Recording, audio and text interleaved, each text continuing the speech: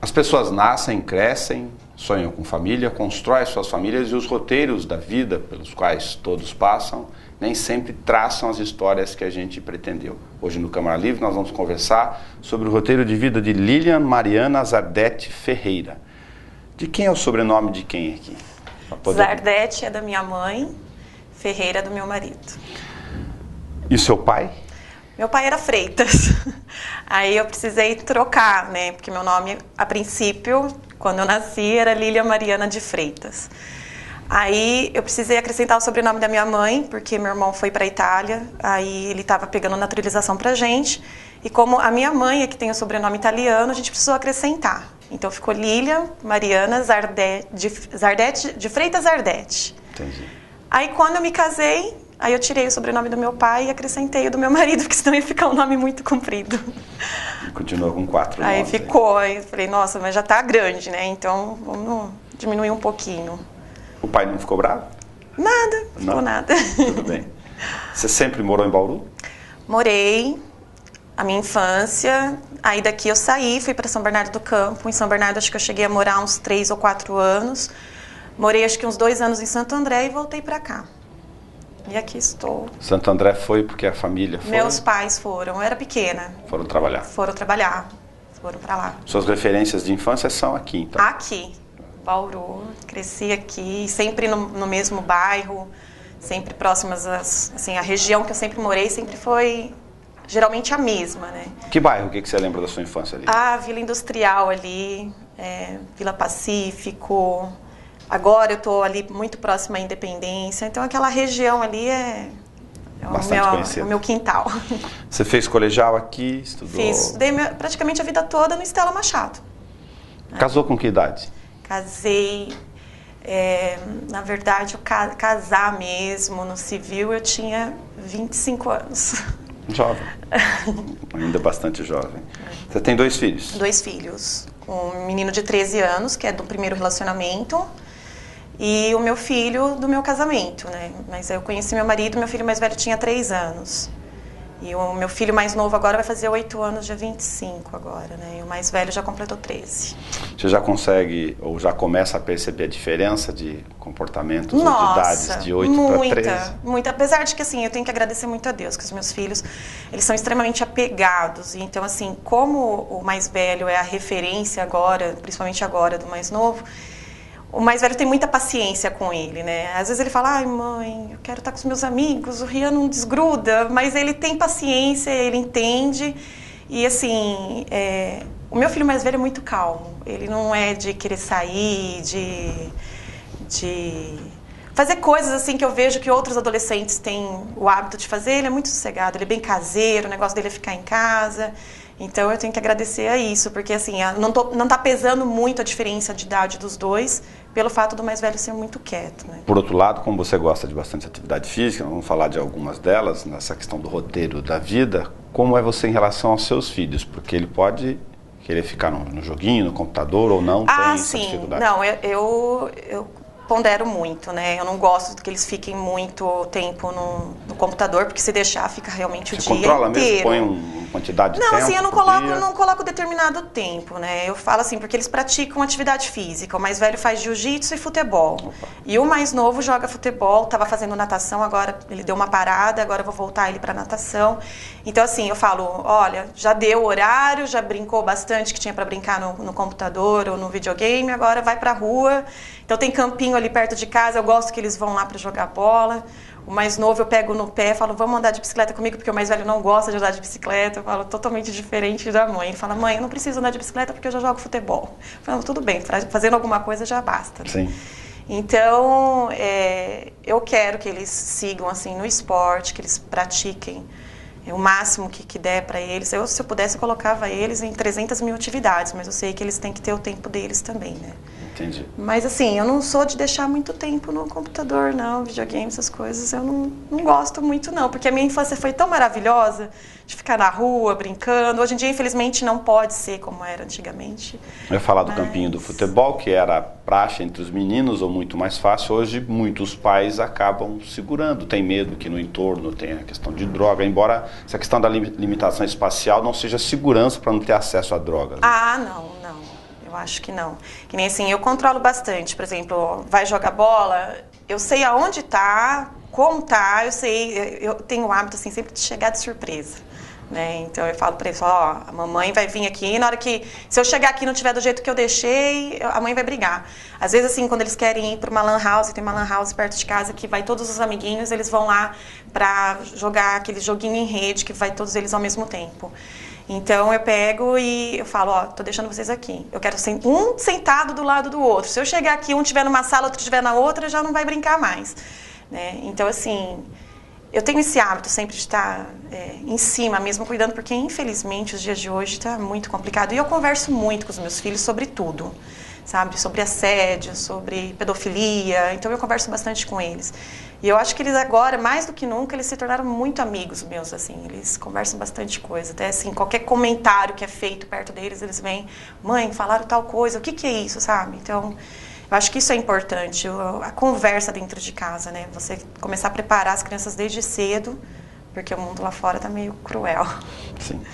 Lilian, eu vou entrar direto na questão que originou até a base do convite da gente. Você estava com a tua vida organizada, 2 filhos, casada, e um acidente de trânsito levou o seu marido. Exato. Tem que te perguntar, claro, como você conviveu com a questão da dor no início, para as pessoas até se referenciarem nessa questão de um trauma gigantesco que acontece e derruba a gente. Nossa, derruba. Eu falo que eu não desejo isso para ninguém no mundo. Ninguém, nem acho que a pior pessoa não merece. Porque é aquela coisa, a gente acha que vai acontecer com todo mundo e a gente não espera nunca que vai acontecer. Meu marido saiu para trabalhar e quando foi 10h30, 11 horas da manhã, vieram me falar, ó, ele não vai voltar mais para casa. Então, nossa, foi um choque assim muito... Eu sempre falei, pedia para Deus, me leva antes de levar qualquer pessoa, porque eu não sei lidar com a morte. Eu sempre achei que se algum dia alguém muito próximo a mim morresse, eu morria junto. Eu vou morrer. Mas já era uma dificuldade. Muito, muito, porque eu sou muito apegada às pessoas, assim, eu sou muito amorosa, que assim, com a família, com amigos, eu me dou demais, sabe? Então, na hora que chegou a notícia, e aquela coisa de ser sentido, porque na hora que eu vi o primo do meu marido e o tio dele chegando, já me deu aquele calafrio na espinha, eu falei, alguma coisa aconteceu. Porque o meu marido, todas as vezes que eu ligava para ele, independente do que ele estivesse fazendo, ele sempre atendia e falava, ó, já te ligo. E justamente que foi o acidente aconteceu às 9 horas da manhã. E às 9 horas da manhã eu estava ligando no celular dele e ele não atendeu. Eu liguei às 9, às 9h15 e 9h20. E tem as chamadas porque o celular dele ficava na bota e depois quando me entregaram, tava as chamadas justamente no momento que estava acontecendo o acidente. Entendi. Então eu já senti que estava acontecendo alguma coisa estranha, porque ele não me retornou. E quando foi por volta das 10, 10h30 que eles chegaram na minha casa, eu falei, aconteceu alguma coisa. E na hora que eles entraram, falaram, olha, fica calma, mas aconteceu um acidente. Aí eu falei, não, ele morreu na hora. Eu falei, ele morreu. Não foi isso, fica calma, ele está no hospital, os primos já estão indo para lá para ver como tá. Eu falei, não, eu tenho certeza que ele morreu. E começou assim, eu fui a última a ficar sabendo, porque já tinha dado na rádio, tudo. E muita gente começou a me ligar já chorando, Lica, eu tô descendo aí. Eu falei, pronto, ele morreu, vocês estão querendo esconder de mim. E eu acho que o que me ajudou muito é o fato, assim, eu falo muito, né? Eu coloco muito para fora, eu não sou uma pessoa que fica guardando muito.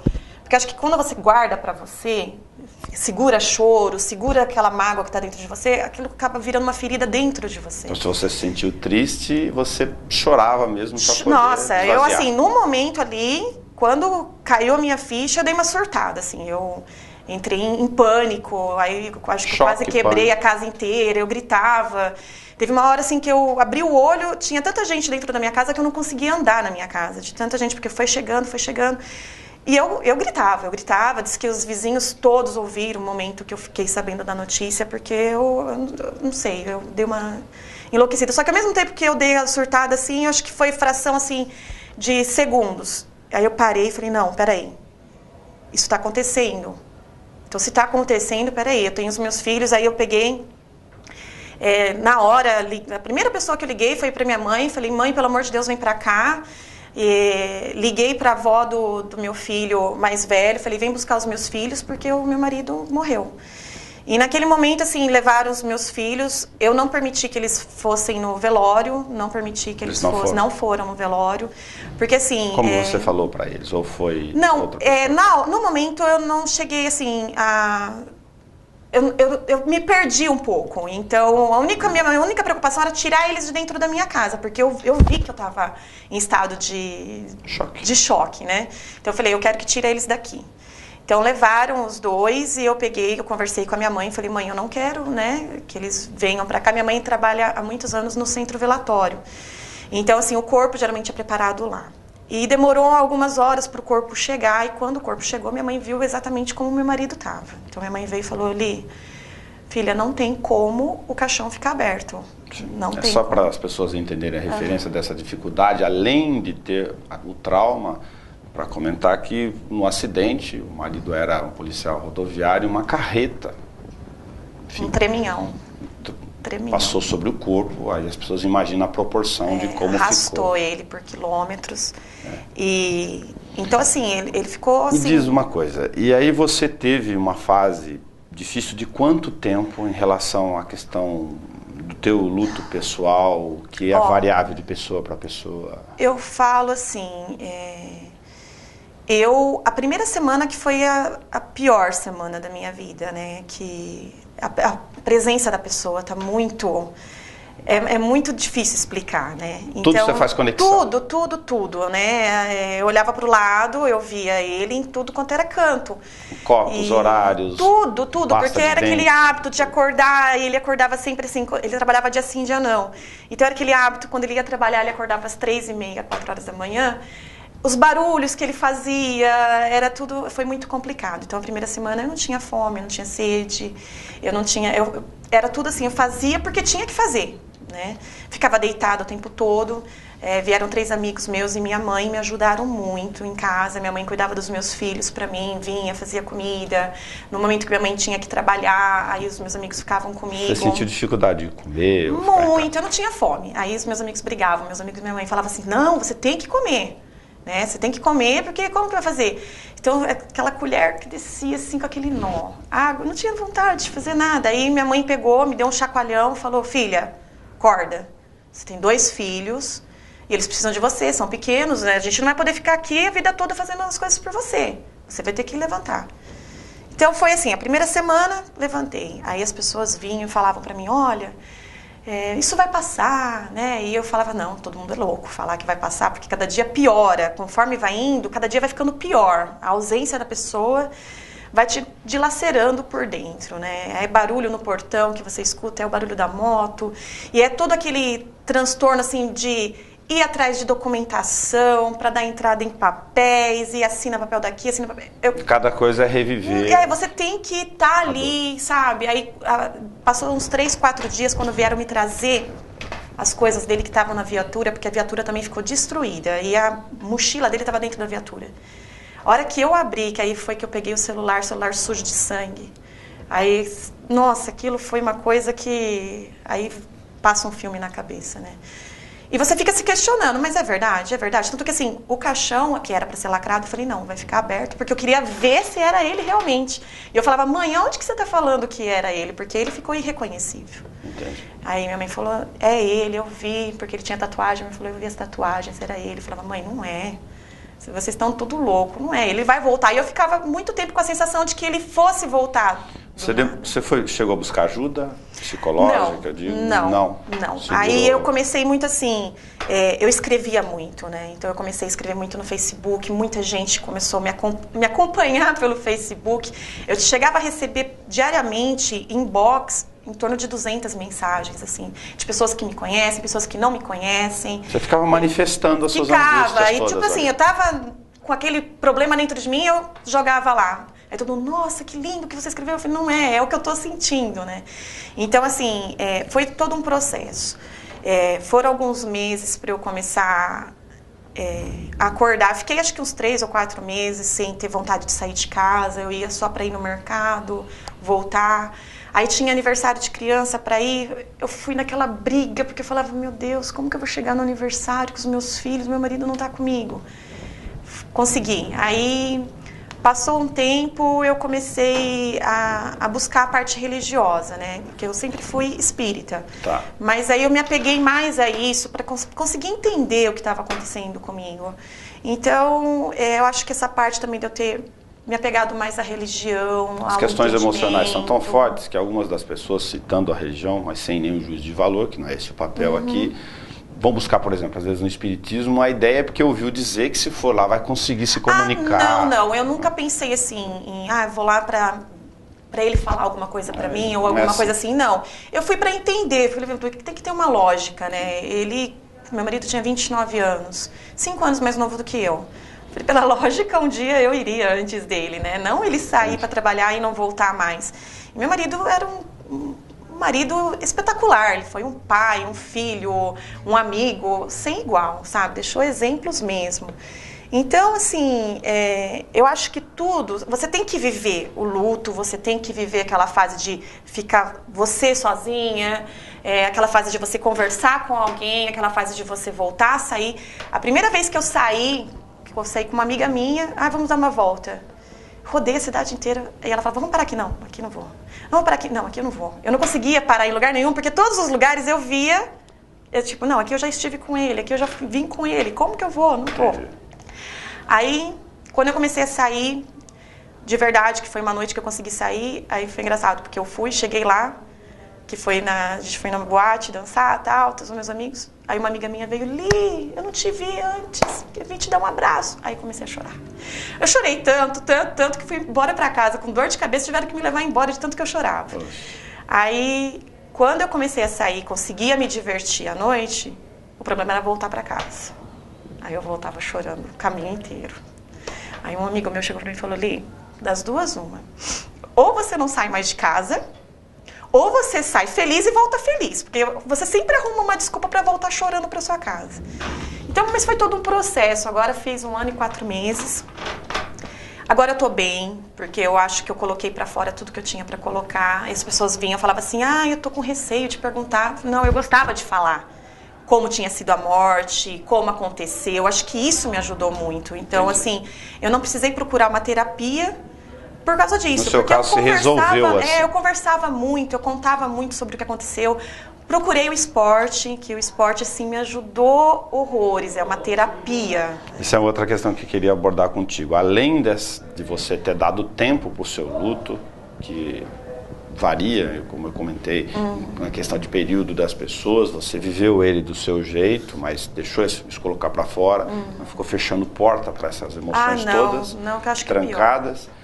E depois, quando surgiu a ideia de você se encontrar um pouco mais nesse elo de recomeço, você foi para o esporte, foi fazer o quê?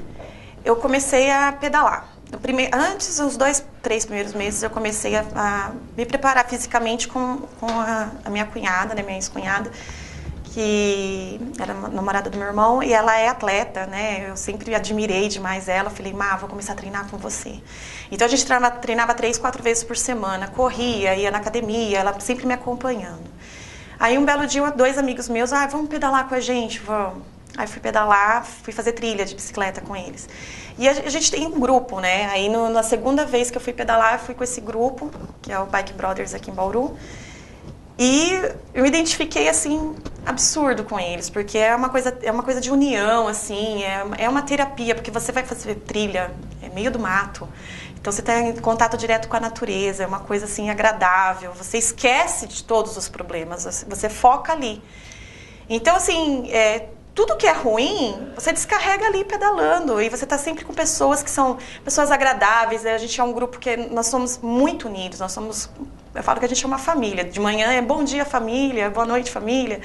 Então, assim, isso me ajudou absurdamente. Hoje eu fico 1 semana sem pedalar, já falo que eu tenho abstinência. Eu falo que eu preciso pedalar, gente, porque é aquela coisa, tá nervoso, vai pescar? A gente não tá nervoso, vai pedalar. O corpo, ele também fica viciado no bom sentido, mas dá boa adrenalina, né? Vicia. E assim, você sente falta mesmo, é necessidade que você tem de pedalar. Tanto que o nosso grupo hoje tá assim, a gente sai para pedalar. O último pedal que a gente fez, a gente foi contar, tinha 103 pessoas pedalando junto. Vocês não pedalam um pouco, não. Para quem não anda nada no dia a dia, não é 2 quilômetros, 5 minutos daqui a ali. Não. A gente pedala, assim, 35 quilômetros. Quanto tempo leva a curiosidade para vocês fazerem um percurso e a gente sai, por exemplo, de sábado à tarde, né? Sábado à tarde, geralmente, a gente chega a fazer 45, 50 quilômetros. Tem um grupo que pedala mais, que chega até 70, 80 quilômetros. Mas isso dá pra fazer, a gente sai 3h30, 4 horas da tarde. Quando é 7h30, 8 horas da noite, a gente já tá de volta. Não é uma coisa simples, assim... pra quem não pedala nada, subir daqui, tranquilo. Não. Mas você sabe que, assim, o condicionamento físico, quando você pedala, é maior do que qualquer outro esporte que você for praticar. Então, por exemplo, você pedala uma certa frequência, vai chegar uma hora que você não vai ver distância. Quando você vê, 30 quilômetros já não faz diferença. Vai atingir um nível... aí você não quer mais 30, você quer 35, você quer 40. Mas vamos aproveitar então a sua experiência. Quanto tempo levou para você atingir esse nível? Você saiu de um estágio sedentário, em função olha, eu falo que eu sou meio anormal, porque tem gente que fala assim, você é louca, você pedalou. Porque o primeiro pedal que eu fiz... Deu 31 quilômetros. Saiu com muita dor no dia seguinte ou não? Pior que não. Eu falei, gente, então você já tinha algum nível de condicionamento. Mas não é comum, eu falo eu acho que é a genética, porque minha mãe tem 4 filhos, ninguém fala. E minha mãe sempre foi atleta, sempre gostou de praticar esporte. E todo mundo falou, nossa, Li, você tem sorte, porque acho que isso é de família, né? Mas tudo bem, você se deu bem no começo. Mas qual que é a média lá? Você já acompanhou alguns novatos entrar no grupo? Começar e atingir isso. Depende muito da pessoa, porque tem gente que não aguenta nem 10 quilômetros. Andou lá 8 quilômetros, já tá morrendo. Ai, meu Deus, não consigo respirar. E assim, né? Mas tem gente que já começa com 15 quilômetros e consegue numa boa. Acho que depende muito da pessoa. Entendi. E tem alguns lá do grupo que eu falo, quando eu crescer, eu vou ser igual a vocês, que pedala 100 quilômetros. Lili, você se preocupou, você falou conversa tudo com seus filhos. Depois que você se organizou, foi tentando retomar a tua vida, afinal os ciclos seguem, eu estava comentando sobre isso, né, desses problemas de perdas que a gente acha que não vai bater na porta da gente e quando bate a gente se toca que num determinado momento que tem que seguir o ciclo, porque nem nós e nem a vítima é culpada dessas coisas que acontecem. E com os seus filhos, você conversou com eles, o que você falou? Ele passou, né, como eu não deixei eles irem... Eu falei, foi até muito bom, porque eu não reconheci meu marido no momento ali. Eu falei, agora imagina se foi um choque pra mim, como que seria pros meus filhos olhar e falar, como assim? Não é ele que tá aí. Eu acho que é muito traumático pra criança. Sim. E depois conversando com a psicóloga, porque eles fazem acompanhamento com psicólogo. Eles fazem? Eles fazem. Eles eu achei, assim, que seria necessário por eles serem crianças. E às vezes, assim, é mais fácil um profissional conseguir tirar coisas da criança que o pai e a mãe geralmente não conseguem. E aí eles fazem o acompanhamento com a psicóloga. E depois de um tempo eu sempre fui perguntando, olha, o papai foi enterrado em tal lugar, vocês querem ir lá? Eles nunca quiseram. Não quero. Eles não foram até hoje? Aí um dia eu estava passando com o mais novo, aí eu falei, olha, foi aqui que o papai foi enterrado. Você não quer que a mamãe pare e vai lá te mostrar? Só para você saber como que é. Aí ele olhou para mim e falou...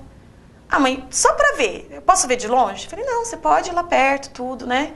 E aí eu desci de carro com ele, fui lá, levei ele, falei, olha, é aqui que o papai tá enterrado. Aí eu mostrei pra ele que tinha várias flores, assim, e como é um mausoléu da polícia, então, assim, tem policiais de várias idades ali. Aí teve um que ele olhou a plaquinha e falou, mãe, ele era mais novo que meu pai. Eu falei, tá vendo, filho? Isso aí são coisas que acontecem na vida da gente, sabe? Então, assim, eu fui trabalhando bastante isso nele. Olha, o papai fez a parte dele aqui, ele era muito bom, o papai do céu chamou ele pra ficar lá, agora ele vai cuidar do céu. Aí ontem até aconteceu uma coisa engraçada, que eu tenho 2 labradores e escaparam. E eu desesperada atrás, falei, como eu vou fazer? Ele virou pra mim e falou, calma, mãe, meu pai vai trazer eles de volta. E deu um determinado tempo, meus cachorros apareceram na frente de casa. Aí eles falaram, mãe, eu não falei? Meu pai que trouxe eles. Falei, então, assim, ele tem essa ideia de que, meu pai tá lá, mas meu pai tá cuidando da gente. Então, às vezes acontece alguma coisa dentro de casa, o mais novo. E o mais velho? O mais velho, ele é bem quieto, assim, ele não é muito de conversar. O fato de ser quieto é que pode... Então, a minha preocupação era essa, né? Então, quando ele começou a fazer o tratamento com a psicóloga, a minha preocupação era essa, eu conversei com ela. E ela veio e falou, Li, olha, o Gabriel é uma criança que você tem que erguer a mão pro céu, porque é uma bênção de menino. Ele tá totalmente, assim, conformado, entre aspas, né? Porque ele era extremamente apegado ao meu marido. Ele era o exemplo dele, por mais que ele tenha o pai dele, que ele tem contato todo final de semana, mas uma coisa é final de semana, o meu marido era o dia a dia, né? Então, ela falou, ele conseguiu lidar bem com isso. Ele entendeu a situação. Tanto que ele recebeu alta antes do meu filho mais novo que está para receber alta agora. Ela falou, não, o Gabriel está super bem resolvido na situação em relação ao que aconteceu com o Rô, ele entendeu, né, ele sabe, ele tem consciência da situação, de como tem que ser. Eu acho que até por isso que ele tem tanta paciência com o mais novo. Ele meio que se colocou no papel de, agora eu sou o homem mais velho, eu tenho que entender, né? Então, assim, ele não conversa muito sobre a morte do meu marido. Ele chorou pouquíssimas vezes que eu vi ele chorando. E a minha preocupação era essa. Nossa, ele está guardando para ele, né? Como que vai ser? Mas pelo que a psicóloga passou para mim, falou, ó, não precisa se preocupar com ele está bem. Você estava trabalhando antes, né? Eu trabalhei 5 anos. Tempo filhos, né? Trabalhei 5 anos na Servimed e eu entrava muito cedo, eu entrava às 7 horas da manhã e saía às 6 da tarde. Como meu marido trabalhava dia sim, dia não, e minha mãe também trabalha dia sim, dia não, então eles intercalavam entre eles para cuidar das crianças. Só que aí, como o dia que era pro meu marido, eu não tinha com quem deixar. E eu falei, como que eu vou fazer? Cada dia deixando com um, aí tem que entrar em... você acaba tirando, que nem uma tia minha falava, não, tudo bem, eu posso ficar. Mas é complicado você depender de outras pessoas, porque você acaba atrapalhando a vida também, o cotidiano de outras pessoas, né? Falei, não dá, eu vou sair, vou ficar com eles... Porque até assim, para eles praticarem esporte, para eles irem para o colégio, tem que ter alguém para levar, para buscar. E eu falei, quem que vai ficar fazendo isso para mim? Aí eu saí. E eu amo muito fotografia. Eu falei, eu vou fazer um curso de fotografia, eu quero começar a trabalhar com isso. Já fez? Fiz um curso com uma fotógrafa profissional. Tiro algumas fotos, já faço book. Aí eu falei, agora eu vou começar a fazer fotos em aniversário, né? Porque é uma coisa que eu amo fazer. Só que o ano que vem eu quero fazer a faculdade de fotografia. E eu falei, é uma profissão que eu posso controlar melhor os meus horários, eu posso estar mais presente na vida dos meus filhos, né? Então é uma coisa assim, eu vou unir o útil ao agradável. Então é uma coisa que eu gosto e é uma coisa que dá para eu estar mais tempo com os meus filhos.